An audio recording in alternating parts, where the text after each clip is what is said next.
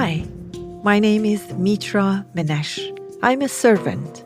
I serve through teaching, coaching, consulting, or any other way that I can find to share what I know with those who want to know.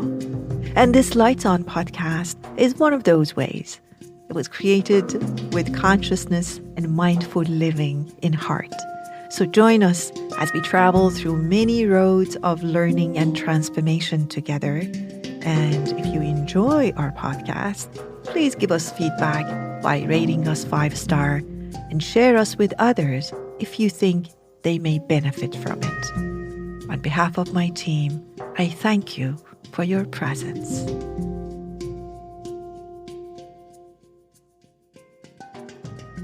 This episode is about mindful listening. And if you've listened to my podcast or YouTubes or have taken classes with me, you know that I am very fond of mindful listening practices.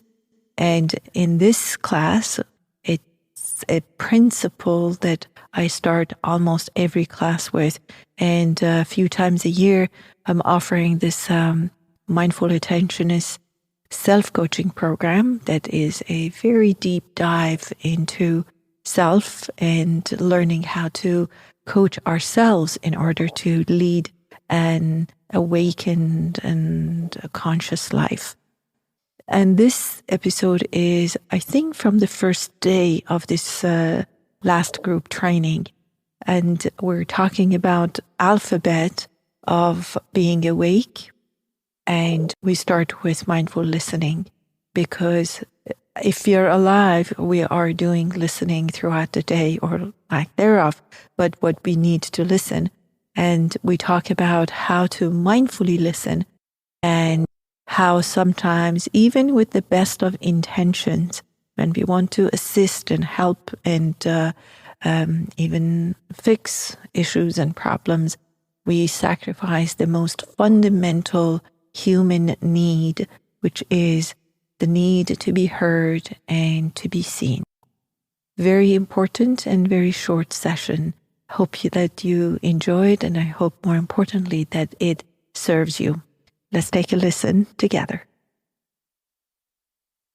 The mindful listening that I want to share with you is basically a state of being. Of course, there is a doing happening too. We're listening, but it's a state of being that we resign.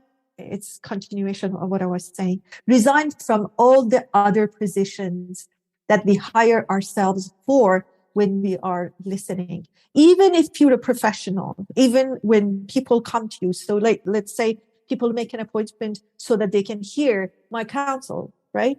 It's my job to counsel them, to advise them. But in that moment when they're speaking, I don't have any other jobs except one thing, and that is to listen. So what happens is my mind, I'm listening and my mind goes, oh, you know what I can do? I can actually connect Christine with I think what she should be doing. I say, I'm going to fixing. I come back to only listening. So listening and purely, merely listening becomes your anchor, if you want a meditation analogy. So my mind wanders into fixing, into comparing. Oh, I lost my father when I was 14. So she has a father. So my mind goes into comparing, right? Fixing, comparing, competing. I'm better than her. Oh, she's stronger than me. I'm not as strong as her. So I'm competing. I'm comparing. I'm preparing. I'm fixing. You started by saying preparing, Christine. That was beautiful. Yes. We think if I just wait long enough, I'll say the best introduction. So when mind goes between these things, it does not allow us to hold the space for listening. Because again, as I said, the mind only has one working memory. So when I'm preparing, I'm not listening. When I'm fixing, I'm not listening. When I'm comparing, when I'm even helping, I'm thinking, how can I help her? You know what I can do? I can actually, I'm not listening. And as somebody said, I think it was Nikki, if I was to, and you've heard this probably 18 times if you've taken classes with me, if I was to identify one problem on 4 continents and 40 years that I've worked in this field, because you become privy to people's conversations, things that they don't share with other people. It is one identified problem for me, and that is that we are all unheard and unseen, which is the same thing.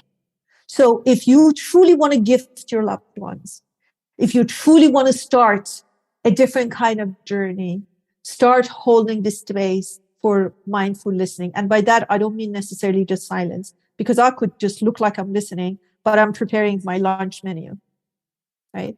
So I mean mindful listening. I'm saying like really creating space to hear and let go of all the other jobs that you may have given yourself. Even if your job is to counsel and to coach. So for those of you who want to continue this and become professional coaches, please learn this is the alphabet. This is A, mindful listening. If you want to connect to your family better, A, mindful listening. If you want to connect to yourself better, let me tell you, the way we treat others is the way we treat ourselves. The way we treat ourselves is the way people treat us.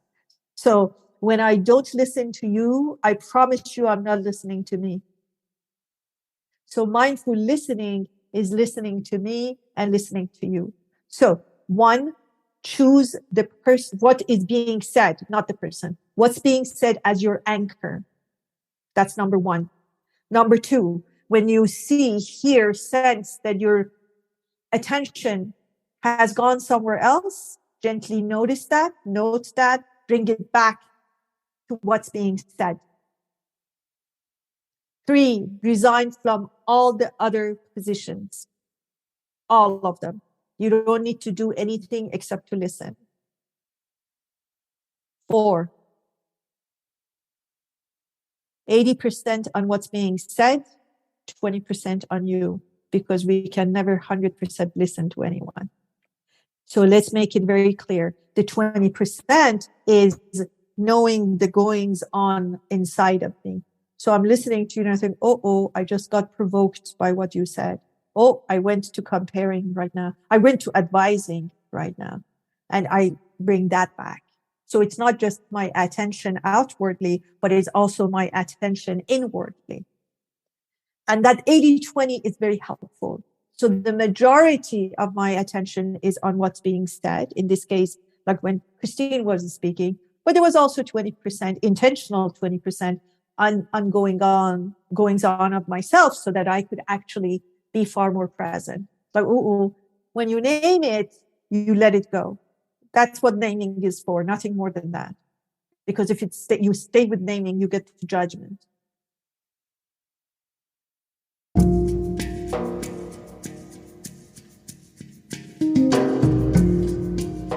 Hope this episode answered the question or two for you, or provoked and inspired questions in you.